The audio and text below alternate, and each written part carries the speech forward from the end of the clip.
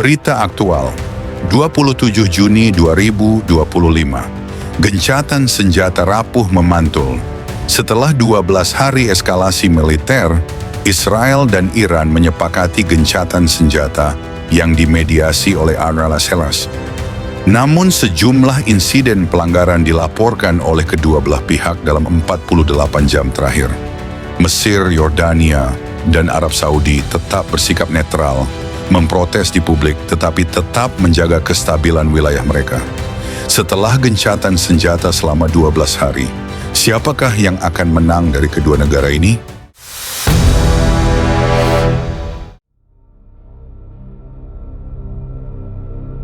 Shalom saudara-saudari terkasih dalam Kristus. Dunia hari ini tidak sedang damai. Bumi sedang menggeliat, langit sudah tidak tenang, dan suara perang bukan lagi ancaman, tapi kenyataan. Hari ini, Israel dan Iran bukan sekadar dua negara yang bertikai. Mereka adalah dua lambang. Yang satu adalah janji kekal Allah. Yang satu adalah pemberontakan kuno yang terus menyala. Dari Teheran hingga Yerusalem, dari bunker rahasia sampai tembok ratapan, semua sedang bergerak. Para jenderal mengatur serangan. Para imam berdoa sambil membakar kebencian. Dunia menahan napas. Tapi langit sudah mulai berbicara. Ini bukan perang biasa. Ini bukan perebutan tanah. Ini adalah medan nubuat. Disinilah sejarah akan menentukan pemenang. Bukan menurut dunia, tetapi menurut kehendak Tuhan. Dan hari ini, saya ajak kita menyelam lebih dalam. Menembus awan rohani yang sedang bergolak untuk menjawab satu pertanyaan besar. Siapa sebenarnya yang akan menang dalam peperangan Iran dan Israel ini? Dan apakah dunia siap menghadapi jawabannya? Dunia menyebut ini perang, media menyebut ini konflik, politik menyebut ini krisis kawasan. Tapi surga menyebutnya sesuatu yang lebih besar, penghakiman, panggung kedaulatan Tuhan. Yoel 3 ayat 2 berkata, "Aku akan membawa semua bangsa ke lembah Yosafat, dan aku akan berperkara dengan mereka karena umatku dan milik pusakaku, yaitu Israel." Saudara, ini bukan hanya tentang roket dan bom. Ini bukan soal siapa punya nuklir, siapa punya sistem pertahanan udara. Ini adalah tentang siapa yang berdiri melawan rencana kekal Allah dan siapa yang berdiri di bawah naungan perjanjiannya. Iran telah mengangkat tinjunya ke langit dan berkata, "Kami akan hancurkan Israel." Tapi mereka lupa, Israel bukan milik dunia. Israel adalah milik Tuhan. Keluaran 19 ayat 5 berkata, "Kamulah harta kesayanganku di antara segala bangsa." Iran boleh membuat aliansi. Mereka boleh bersatu dengan Hizbullah, Rusia, bahkan Tiongkok. Mereka boleh menyusun strategi dari lembah-lembah tersembunyi. Tapi mereka tidak tahu, setiap rencana mereka sedang direkam oleh mata Tuhan. Dan setiap bom yang mereka lempar sedang mempercepat kehancuran mereka sendiri.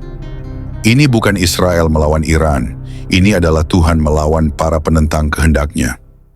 Firman Tuhan di Mazmur 2 ayat 1-4 berkata, "Mengapa rusuh bangsa-bangsa dan suku-suku bangsa mereka-reka perkara yang sia-sia?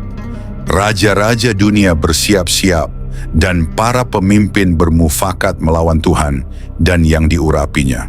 Tetapi Dia yang bersemayam di sorga tertawa, Tuhan mengolok-olok mereka. Tuhan tidak takut dengan rudal. Tuhan tidak gentar pada parade militer. Tuhan sedang mengatur langkah demi langkah untuk mematahkan para penantang langit. Dan Israel, meski lemah, meski berdosa, tetaplah umat pilihan, saudara." Perang ini akan berlanjut, tapi siapapun yang melawan umat pilihan sedang berhadapan langsung dengan penguasa surga. Dan saudaraku, jangan berpihak berdasarkan berita. Jangan berpihak karena simpati. Berpihaklah pada firman Tuhan. Karena hanya firman-Nya yang akan menang sampai akhir. Dengar ini, Iran boleh berkoar, Iran boleh menantang Israel, Iran boleh menyiapkan rudal, mengembangkan nuklir, menggertak dengan penuh emosi. Tapi satu hal yang tidak bisa dibantah, Tuhan sudah lebih dulu bicara. Dan jika Tuhan sudah berfirman, tidak ada bangsa yang bisa selamat dari murkanya. Firman Tuhan di Yeremia 49 ayat 36 dan 37 berkata, Aku akan mendatangkan ke atas Elam atau Iran 4 angin dari keempat penjuru langit. Dan aku akan membuat mereka terkejut di hadapan musuh-musuh mereka. Aku akan membawa malapetaka atas mereka, yaitu murkaku yang menyala-nyala. Bukan Israel yang berkata akan mengalahkan Iran. Bukan Amerika yang berkata akan menekan Iran. Tapi Tuhan sendiri yang berkata, Aku akan membawa malapetaka atas mereka. Iran tidak sedang bermain-main dengan manusia. Iran sedang menusuk mata Allah sendiri. Mereka mengutuk Israel setiap Jumat. Mereka mencetak rudal dengan tulisan, Kematian bagi Zionis. Mereka mempersenjatai Hizbullah dan Hamas untuk membakar tanah perjanjian. Tapi mereka lupa ada batas kesabaran Tuhan. Yesaya 34 ayat 2 berkata, Tuhan murka terhadap segala bangsa dan geram terhadap seluruh tentara mereka.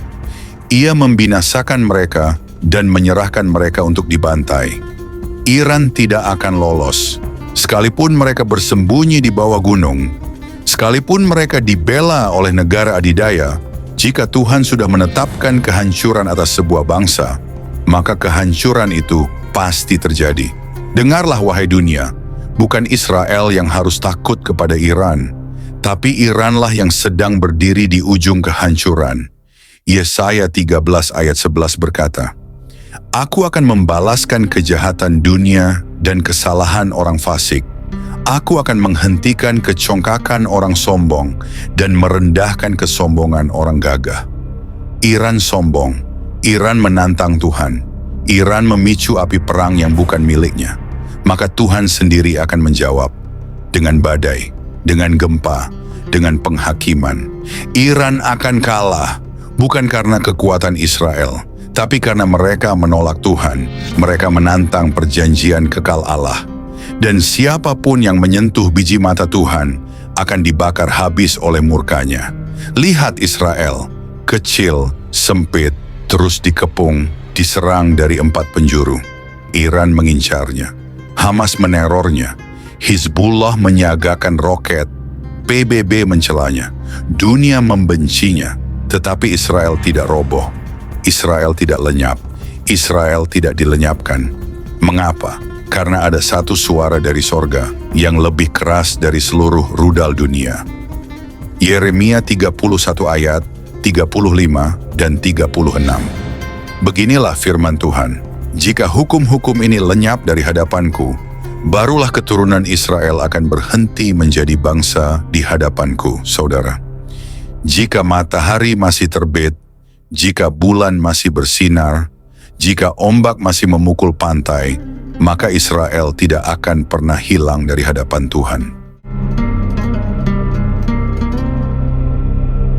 Iran bisa menyerang, Rusia bisa membela Iran, Tiongkok bisa mengecam Israel, Hamas bisa menggali terowongan.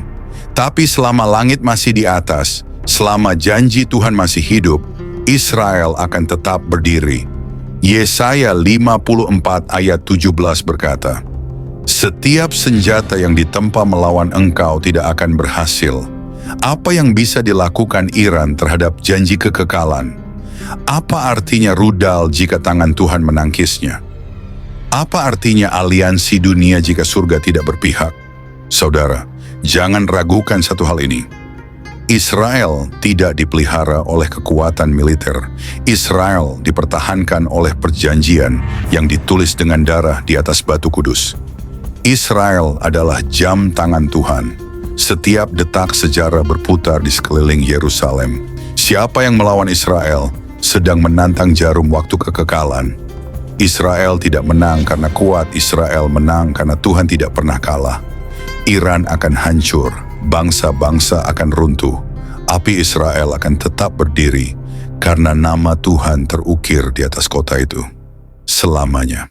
Saudara, dengarkan baik-baik, perang Iran dan Israel bukan akhir tapi pembuka. Ini adalah bunyi pintu neraka yang mulai berderit terbuka. Ini adalah suara langkah kaki binatang terakhir yang mulai naik ke atas panggung dunia. Wahyu 16 ayat 14-16 berkata, "Mereka adalah roh-roh setan yang mengadakan tanda-tanda dan pergi kepada raja-raja di seluruh dunia untuk mengumpulkan mereka di tempat yang dalam bahasa Ibrani disebut Armageddon." Perang ini bukan acak, ini sudah ditulis, ini sedang digenapi. Iran sedang memainkan perannya, Israel sedang menjadi sumbu nubuat, dan dunia sedang digiring ke medan peperangan terbesar sepanjang sejarah umat manusia. Dengar ini, wahai dunia, Armageddon bukan dongeng gereja, bukan metafora mimbar. Ini pertempuran nyata yang akan terjadi di tanah nyata, di lembah Megiddo. Dan sekarang segala sesuatu yang terjadi antara Iran dan Israel hanyalah awalnya aja. Yehezkiel 38 ayat 2-4.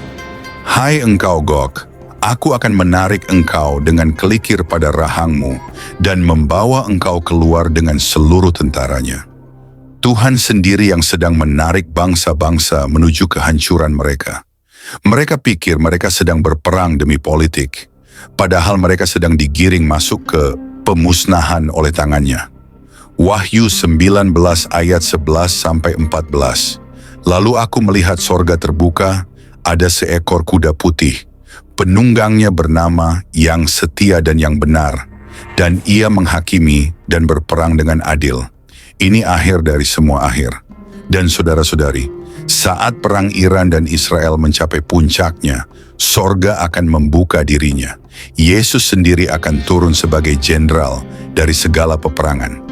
Iran pikir mereka sedang membalas dendam sejarah. Israel pikir mereka sedang bertahan, tapi Tuhan tahu ini adalah nubuat yang harus digenapi. Armageddon sudah di depan mata, dan hanya mereka yang berpihak pada anak domba yang akan selamat. Dunia sedang terbakar, tapi sorga sedang menyiapkan kemenangan terakhir. Dan engkau harus memilih hari ini, apakah akan ikut hancur bersama bangsa-bangsa, atau berdiri tegak di belakang raja segala raja. Shalom saudara-saudari terkasih, selamat datang kembali di Renungan Malam God's Voice. Di tengah keheningan malam, ketika dunia mulai terlelap, marilah kita menyediakan hati dan pikiran kita untuk menerima sentuhan kasih Tuhan. Malam ini, biarlah suaranya yang lembut menuntun dan menguatkan kita melewati segala pergumulan yang mungkin belum selesai. Mari kita berdoa. Bapa di surga, terima kasih untuk anugerah-Mu yang tak pernah berhenti menyertai kami sepanjang hari ini. Kini, saat malam tiba, kami datang untuk berdiam di hadapan-Mu. Tuhan, sucikan hati kami, dan biarlah Roh Kudus-Mu hadir, serta berbicara lewat setiap firman yang kami renungkan malam ini. Tolong kami untuk memahami kebenaran-Mu, menerima teguran-Mu, dan dikuatkan oleh kasih-Mu. Kami serahkan waktu ini ke dalam tangan-Mu sepenuhnya. Dalam nama Tuhan Yesus Kristus, kami berdoa. Amin.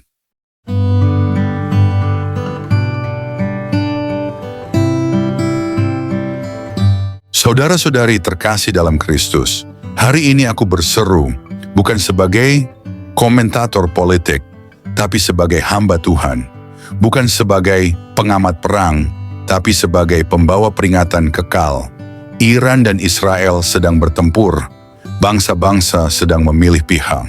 Tapi pertanyaannya hari ini adalah, engkau berpihak kepada siapa? Yosua 24 ayat 15 berkata, "Pilihlah pada hari ini kepada siapa kamu akan beribadah, tetapi aku dan seisi rumahku, kami akan beribadah kepada Tuhan." Karena dengarlah ini, yang tidak berpihak pada Tuhan akan terbakar bersama dunia. Yang menonton tanpa bertobat akan disapu oleh murka yang akan datang. Yang netral akan diludahkan keluar, seperti yang dikatakan dalam Wahyu 3 ayat 16. Ibrani 12 ayat 26 dan 27. Sekali lagi aku akan menggoncangkan bukan hanya bumi saja, melainkan langit juga, supaya tinggal tetap apa yang tidak tergoncangkan. Apa yang tidak tergoncangkan bukan Iran, bukan Amerika, bukan PBB, tapi kerajaan Allah dan umatnya yang berdiri dalam kebenarannya. Perang Iran dan Israel adalah awal. Armageddon semakin dekat, nubuatan sedang berjalan, dan dunia semakin gila. Tapi yang penting hari ini bukan hanya mengetahui siapa yang menang, tapi apakah engkau sudah berdiri di pihak yang menang? Pemenangnya sudah jelas, bukan Iran, bukan Israel, tapi Tuhan. Dan Israel menang karena Tuhan menyertainya. Roma 11 ayat 29. Sebab Allah tidak menyesali kasih karunia dan panggilannya. Pernyataan terakhir yang mengguncang. Tuhan tidak berubah. Janjinya tetap, murkanya pasti. Dan penghakimannya tidak akan ditunda lebih lama. Engkau hanya punya dua pilihan, berdiri di bawah salib Kristus dan hidup untuk selama-lamanya, atau berdiri di pihak dunia dan tenggelam dalam api penghakiman.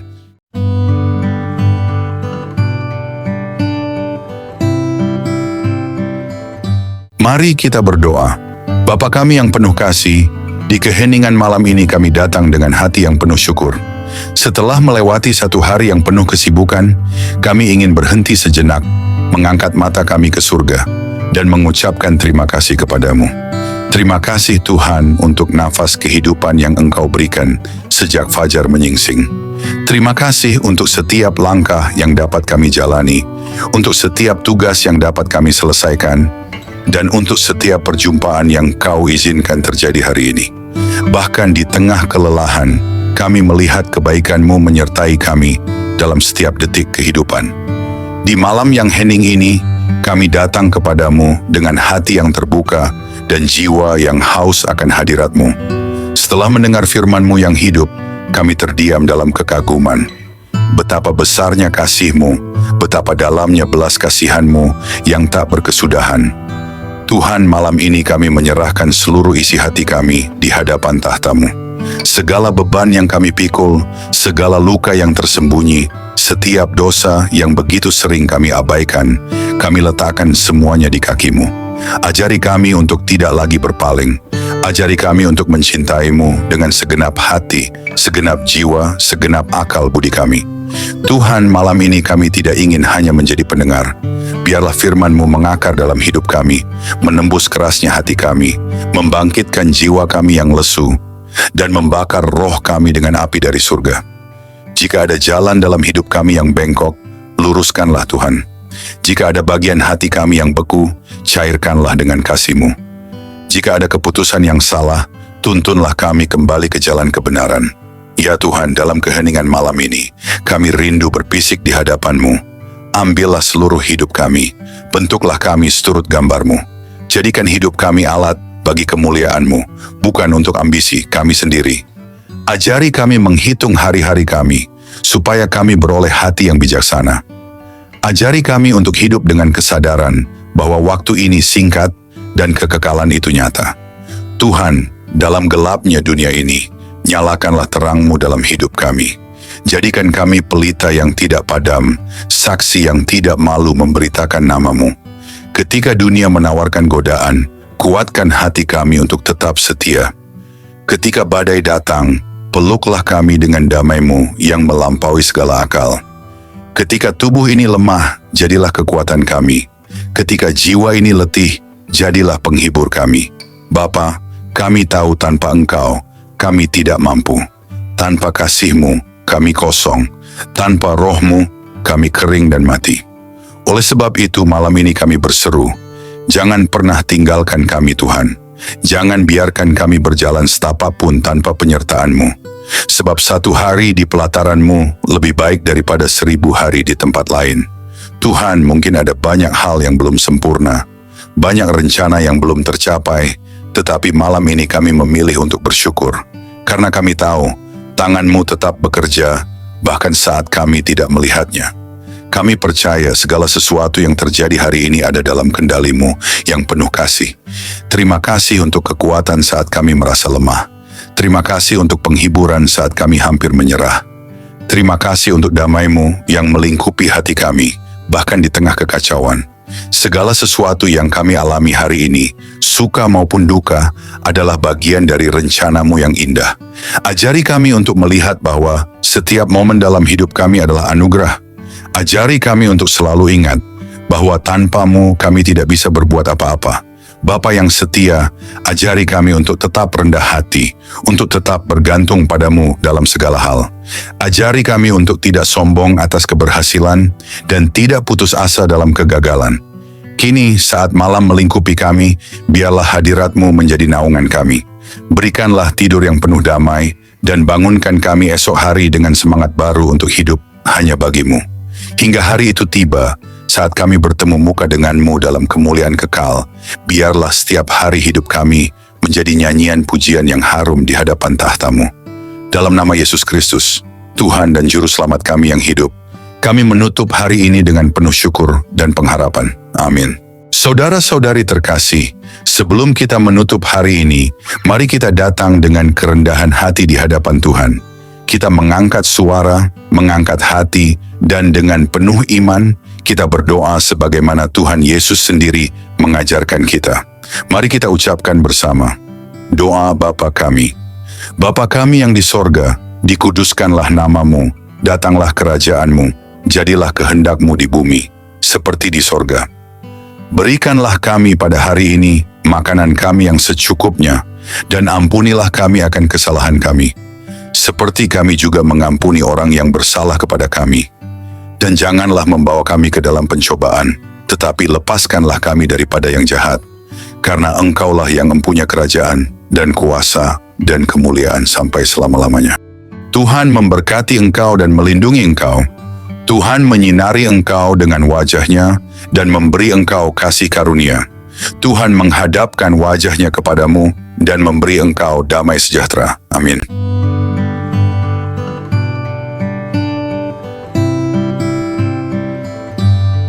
Saudara-saudari terkasih, malam ini kita telah merenungkan betapa besar kasih Tuhan yang menopang hidup kita sampai detik ini.